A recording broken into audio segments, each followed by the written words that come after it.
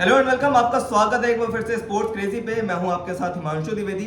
आज हम बात करने वाले हैं उन ब्रेकिंग न्यूज के बारे में जो भी क्रिकेट के मैदान से निकल के आ रही है। ऐसे हम रोज आपके लिए सुबह सुबह मॉर्निंग न्यूज लेकर आते हैं, तो चैनल को सब्सक्राइब करना ना भूलें और बेल नोटिफिकेशन को ऑन बिल्कुल जरूर करें। तो हम बात करते हैं थोड़ा वर्ल्ड कप के बारे में। जैसा कि आप जानते हैं अब 3 महीने रह गए हैं हमारे जो ओडीआई वर्ल्ड कप होने जा रहा है भारत में, उसको शुरू होने में।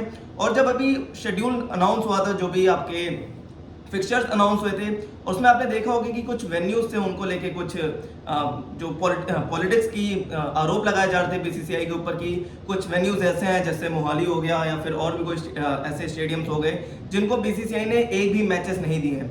और इसके ऊपर काफी नाराज भी थे। अभी हमने बात की थी, जो पंजाब के स्पोर्ट्स मिनिस्टर थे वो भी काफी नाराज नजर आए थे। उन्होंने पूछा था कैसी पॉलिटिक्स चल रही है कि अहमदाबाद को आपने 4 मैचेस दे दिए हैं, वो भी पहला मैच और फाइनल का मैच, 2 अहम मैचेस आपने दे दिए हैं, और बाकी कुछ स्टेडियम्स ऐसे हैं जिनको एक मैच भी नहीं मिला।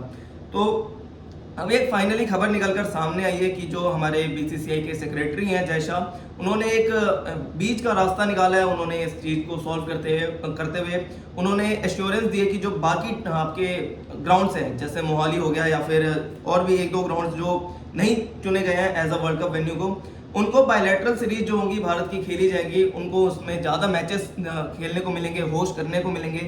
तो देखिए बीच का रास्ता निकाले आपका जो बीसीसीआई ने मिलके मीटिंग की, उसके बाद ये उनकी शिकायतें सुनी की और ये बीच का रास्ता निकाला है। जैसे नागपुर और मोहाली, ये ऐसे 2 स्टेडियम्स हैं कि इनको मैचेस नहीं मिले हैं। हालांकि केरला भी ऐसे स्टेडियम है जिसको मैचेस मिले नहीं है पर उसको वार्म अप मैचेस मिले हैं। पर मोहाली ऐसे स्टेडियम्स है जिनका 2011 में आपको याद होगा सेमीफाइनल भी हुआ था, 1996 में भी एक सेमीफाइनल हुआ था।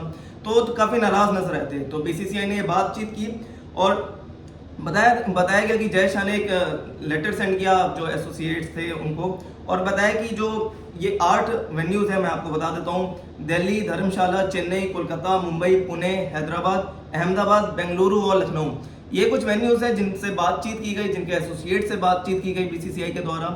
और ये बताया गया कि उनसे सहमति ली गई कि अब जो मैचेस होने वाले हैं, बायलैटरल जो मैचेस खेले जाएंगे, उसमें जो बाकी स्टेडियम्स हैं जिनको चांस नहीं मिला है उनको मौके दिए जाएंगे। तो एक ये थोड़ी अच्छी खबर निकाली है, जैसे मोहाली के स्टेडियम्स हो गए उनके लिए, वहाँ के फैंस के लिए, कि आपको बायलैटरल के मैचेस वहाँ पे ज़्यादा होस्ट होने को दिखेंगे आने वाले कुछ समय में। हालांकि एक वर्ल्ड कप का मैच ही होता है, बट जैसा भी अभी प्लान आउट किया गया या शेड्यूल प्लान आउट किया गया है उस हिसाब से तो उन्हें मैचेस नहीं मिले हैं, पर आगे जाके उन्हें बायलैटरल मैचेस जो इंडिया खेलेगा किसी भी कंट्री के अगेंस्ट, वो होस्ट करने का उन्हें मौका मिलेगा।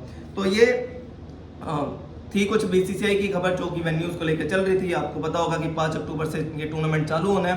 पहला मैच इंग्लैंड और वर्सेस न्यूजीलैंड का होगा और आखिरी फाइनल भी अहमदाबाद में खेला जाना है। तो इसको लेकर कुछ खबरें चल रही थी। हालांकि अब बीसीसीआई ने उसको सॉर्ट किया है और बोला है कि आपको मैचेस मिलेंगे बायलैटरल सीरीज में खेलने को। दूसरी खबर मैं आपको बता दूं जो कि आ रही है वर्ल्ड कप क्वालिफायर से लेके। जी हाँ, नीदरलैंड्स ने ओमान को हराकर एक और कदम आगे बढ़ा लिया है वर्ल्ड कप जो इंडिया में होने वाला है उसके लिए क्वालिफाई करने के लिए। हालांकि मैं आपको बता दूं ये थोड़ा मुश्किल रास्ता नजर आता है, क्योंकि जिम्बाब्वे एक मेन कंटेंशन में आपकी नजर आ रही है। जिम्बाब्वे और स्कॉटलैंड का मैच होगा, अगर उसमें जिम्बाब्वे जीत जाती है तो ये कहानी यहीं खत्म हो जाएगी। नीदरलैंड्स की आपकी जिम्बाब्वे क्वालिफाई कर जाएगी। श्रीलंका क्वालिफाई ऑलरेडी कर चुकी है। आपको बता दें एक जो मेन नाम इसमें आता है वेस्ट इंडीज का, वो डिस्क्वालीफाई हो चुकी है, वो क्वालिफाई नहीं कर पाए हैं। उनकी परफॉर्मेंस भी देखें तो एज सच कुछ रही नहीं। उनके लेजेंड्स भी हम देखें जो मैच वो हारे थे तो काफ़ी मायूस से नजर आए थे।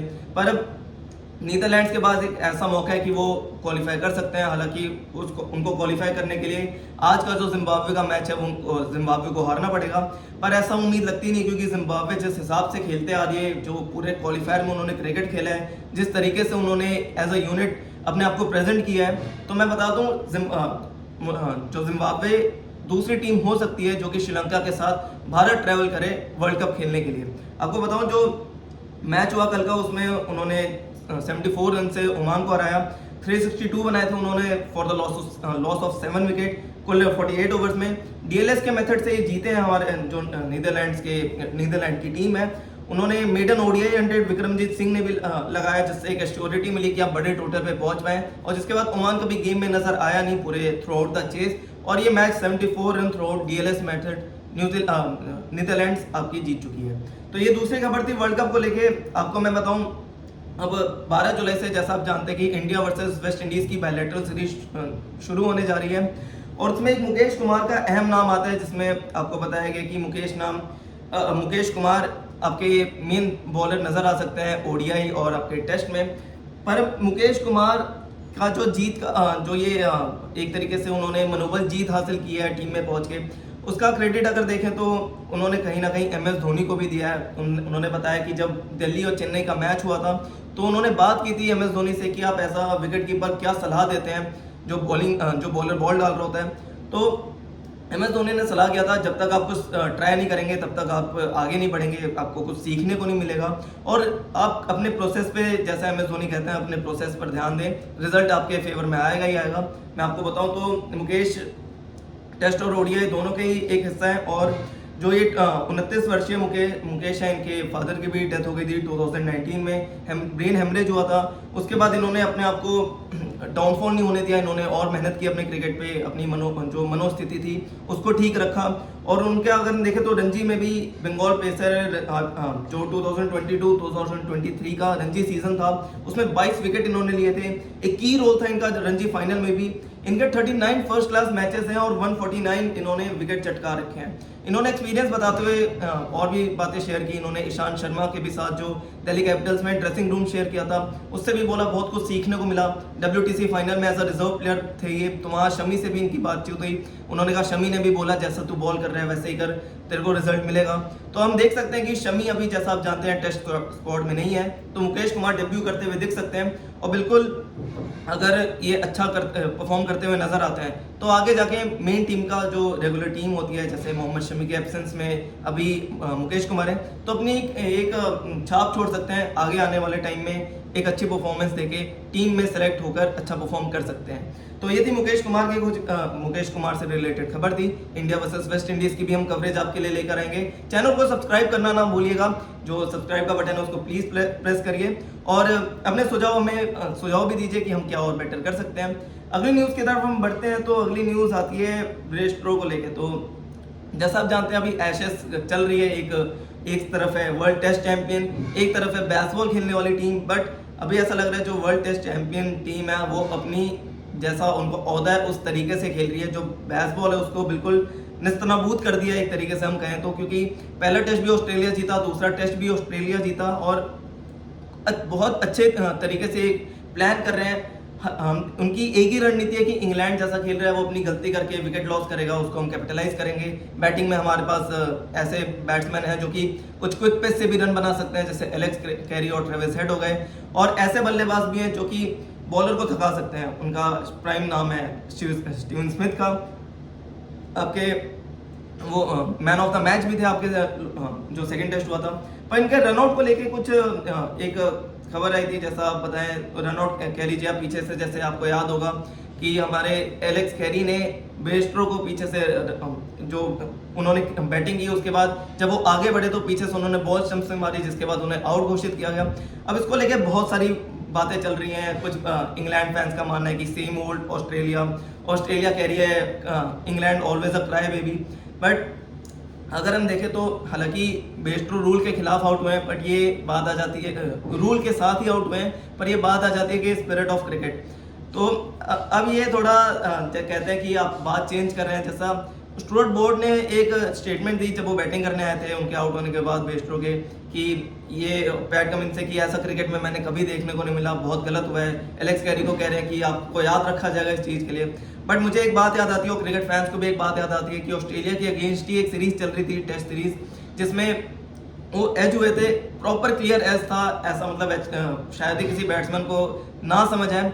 वो आउट हो गए थे, स्लिप पे कैच हुए थे ब्रॉड, उसके बाद अंपायर ने आउट नहीं दिया तो वो भी वहां से वॉकआउट नहीं किया था उन्होंने। तो एक जो कहते हैं कि जैसा जो करता है उसके साथ कभी ना कभी किसी टाइम पे वो बात आगे निकलती है। और ब्रॉड का कहना, ब्रॉड के मुंह से ऐसी बातें निकलना, मतलब उन्हें थोड़ा देखना चाहिए कि उन्होंने पिछले टाइम पे भी क्या कर रखा है। हम बात करें अगर ऑस्ट्रेलिया के भी पर्सपेक्टिव से बात करें तो आपको याद होगा जब अश्विन ने बटलर को आउट किया था तो पैट कमिंस ने कहा था हमारी टीम तो ऐसा कभी आउट नहीं करेगी, मैं एज अ बॉलर कभी ऐसा आउट नहीं करूंगा, स्पिरिट ऑफ गेम के अगेंस्ट जाके किसी भी बल्लेबाज को आउट नहीं करूंगा। बट अभी हमें देखने को मिला कि उन्होंने कहा अरे ये तरीका है तो हम आउट करेंगे, हमें मैच जीतना है।